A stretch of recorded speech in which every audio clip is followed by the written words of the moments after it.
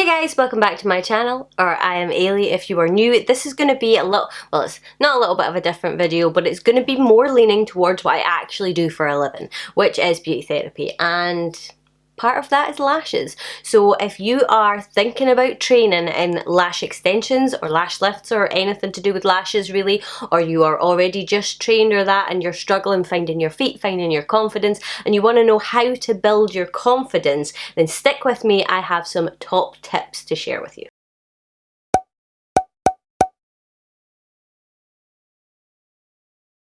Okay, so I have been doing lashes now for 3 years-ish.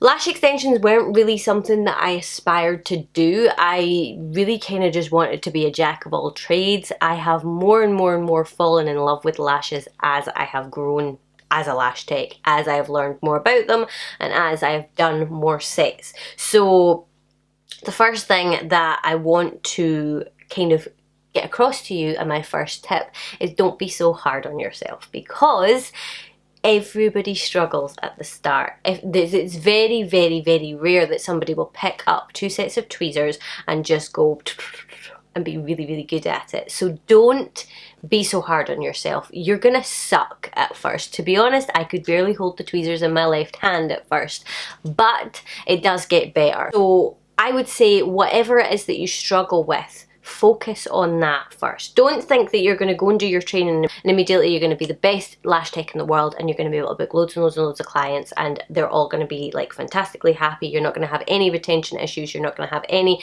timing issues or anything like that. Just don't worry. Give yourself that extra time. And honestly, if you struggle with holding your tweezers, hold your tweezers all day. I know that sounds really stupid, but like do silly things with them and get your hand used to holding them. If it is isolation, then get yourself some, practice the the training lashes that you can get on the little heads. You don't really need to buy a little head, but the practice lashes, I mean, you do get some that are sort of really nicely spaced out, but you get other ones as well. Or even get yourself some really basic lash extensions and just practice isolating them. It doesn't do any harm. It takes a little bit of time, but if you can get that isolation perfect, then it takes half of the stress out of it.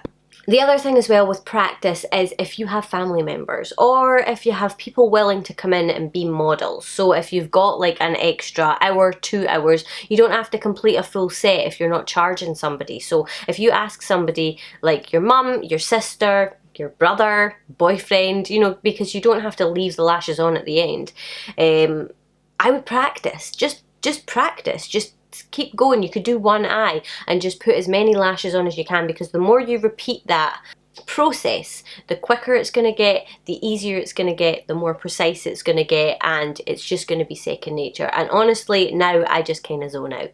Next tip, I think we're on like number 3, don't rush. I know when I started, I wanted to basically do everything under 2 hours and get in, get out, get loads of people booked in. That's not really how it works. I would allow like 2.5 hours, and that was for like a basic set of classic lashes. I ran over, I would always have like a little bit of a buffer. So, and that was when I was actually at the stage of doing clients, not doing my mum and my sister and my sister-in-law, like after I had done all those. You do usually with companies that you train with have to do case studies first, so your case studies kind of get a lot of the kinks out anyway. But it can take ages to get used to it. It really does. You could be a lash tech for a year and not do that many clients and not improve that much, or you could be a lash tech for a month and you could have loads of clients and you could get really good really fast. So just don't rush. Focus more on doing things really well, because if you take a little bit extra time and do a really good job, then the speed will come. The next thing I would say is your training is not the be all end all. I know that sounds stupid because you're supposed to listen to your training, you listen to your instructor, you listen to the guidelines of the brand that you use. It's not the be all end all. Watch YouTube. You will see lots of people and you will hate their technique. You'll favour the technique that you were taught, but so many tips. Like, there's just so many tips. I've planned a whole series of videos like this on lashes, and I don't know if I'll do nails because I don't feel as confident in nails, but maybe I'll share some of my struggles with you. But I do have loads planned, so I don't want to get too much into it. But for me, my biggest one was probably under eye pads, because the under eye pads that I was using at the time were quite thick, and what was tending to happen is I would put them on, they would be placed perfectly, somebody would close their eyes and they would pop up, and I didn't know how to fix that. So watching YouTube videos, I learned about taping techniques. I learned about using thinner gel under eye pads and taping them, just using tape for some people who can't tolerate the iPads. I would be careful with that one though, because your scissors are really flipping sharp, and if you do tend to lean on the iPads, then you don't obviously want to accidentally lean on someone's skin. But that's like the silly little tips, like tips for isolating easier, tips for, I don't even know, making sure that lashes are really squeaky clean first, like just silly things like that. You can find it all over YouTube, forums, lash forums. If you have trained with anybody who's worth their salt, they will actually put you usually into a Facebook group that is full of other lash techs. People don't get to join this group unless they've done the training, and if you have any questions, like any difficulties, it could be that a client is really annoying you and they're doing something and somebody's got a trick to stop them doing it. Like somebody with the most flickeriest eyes, I'm pretty sure that there's a trick of putting a 5p piece on their eyelid and taping it down and it stops it. Who knew? But these are the kind of things, and lash techs are always happy to help each other. Don't be afraid, you know, that, apart from anything else, these lash techs have probably had the same issues at one point or another, and they can help you. Going back to your training provider, they, if they're worth their salt, will give you ongoing support. So it's the same as with the Facebook groups. You should be able to email your training provider and ask for advice at any time. So don't be afraid to. Don't sit and worry about something. Get in touch with your trainer and they will be able to help you. They might even ask for photos, videos. You can basically, I mean, me years down the line now can still send a photo of my set to my trainer and they can evaluate it for me. Or if I have somebody with really awkward lashes, if they come in and I evaluate them, especially a lot of the ones I find that have awkward lashes are people who have had lash lifts. Basically what happens is their lashes are over processed, or they've been caught too short, so they now have a kink in them. I'll maybe try and find some photos so I can fling them up on the screen for you so you can see what I'm talking about. And essentially what it means is they're either too curly or they're an odd shape and you can't get a lash to stick to them, or alternatively, if you're doing a lash lift, you can't really get them straight on the shield, or you know, you're worried that you don't want to do it because you think they might be over processed. So you can send photos of that to your training provider and they will assess and they will tell you. Because if you're not sure, if somebody has been for a lash lift and they want another one because this one has gone wrong, they're not going to want to wait the 8 weeks, and they may not tell you that they've had a lash lift, you know, so that they can get another one. They might not understand that that's really not good. It's over processing, and you cannot be the one responsible for doing the second treatment too soon. So, you know, you can look, and if you're not sure, you can send it to somebody and they can say, get them out the door and tell them to wait another 5 weeks or whatever it is. So reach out to them. And this, I know it sounds weird when you're talking about building confidence. All of this builds confidence, because if you have somebody reassuring you, it's going to build your confidence. If you have somebody correcting you and telling you what you're doing wrong, you can fix it. If you don't, you'll just keep doing it wrong. The more sets you do, the better you'll get at it. So even if you're sitting on a practice head, if you were really struggling, I was somebody who struggled quite a lot at the beginning. I just couldn't really figure it out very well, and I was like very quickly and very early on. I trained with first provider as well, and to be honest, I wasn't really that taken by them. I wasn't a massive fan of the products, didn't get great retention, and to be honest, the support wasn't really there.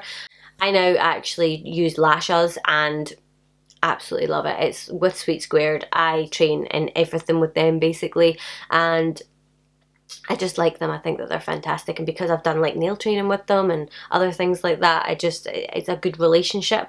So, and I've actually even done some of their promo videos for them, so I've got a promo for the lash line. I like the brand, so being able to like the brand and being able to get in touch with trainers and things like that, I think that it makes you a lot more confident in what you're selling. So doing more and more and more and more and more sets will get you better and better and better and better. I mean, I think it took me about a year to get confident and feel really confident in every set that I put out, and be able to, like, if somebody came back and they said that they had issues with their set, I felt confident enough to pinpoint what went wrong, and or to tell them what they need to do differently to get better retention, you know what I mean? Like, or being able to say, actually, yeah, this might have been the issue, and it might have been on my end, might have been the glue, might have been this, might have been that, you know what I mean? So it takes a while. Like I say, a year. The last thing I'm going to leave you with is, don't go on Instagram or Facebook and compare yourself to other people. You can go on and look and see what other people are doing technique wise, some things that you might be able to try and stuff like that, but don't then look at their work and think, my work isn't as good, because you have no idea how long they've been doing it for. You've no, like, even if you think that you see somebody in your area pop up that's trained about the same time as you, and you start looking at their sets and you start thinking, oh my god, theirs are so much better than mine, why is theirs better than mine? You don't know if they have spent every waking hour practicing to make themselves better. You don't know if maybe it's not even their work. You know what I mean? You just don't know. So don't do it. Don't compare your most recent set to your first set or your first few sets. Never ever ever compare your stuff to other people's stuff. Compare yourself to yourself. It's the same with everything in life. Don't compare yourself to other people, because you have no idea what they've done to get there. Compare yourself to yourself, because you can improve yourself. You have no control over those other people. So that's my biggest bit of advice. Just compete with yourself, not everyone else. So yeah, I hope that that was somewhat helpful. I wish that I had sat down and watched a video like this when I had first started, because like I say, for the first year of doing lashes, I really didn't focus on it because I just didn't think I was any good. Now I am pretty damn confident, and I have the opportunity to train further. I trained with my new brand, and that's just when it all clicked into place. I am in the process of going to do my volume. I haven't even done volume yet, which is crazy, but I'm going to be doing my volume in the next couple of months. No, I'm going to be doing my volume in the next month or so, and I can't wait to do it. I feel confident enough in doing it, and I never felt like that with the other brand that I trained with, so I do think that that is a big thing as well. But it does get better, and I only wish that I felt that way sooner, so as that I could have trained more, you know, up until now. But you know, things happen and we'll get there in the end. But like I say, don't let things like that hold you back. Yeah, I really hope this video was helpful, and it helps a couple of people just believe in themselves and and puts your mind at ease a little bit. But if you enjoyed, obviously I would love it if you give it a thumbs up and subscribe to my channel. If you want to see more videos like this, do let me know. If there's anything in particular you would like to know, any videos that you would like to see more along this lines, because like I said, I will be doing more, leave it in the comment section below. But yeah, I think that is pretty much it. So hopefully I will see you guys in my next video. Bye!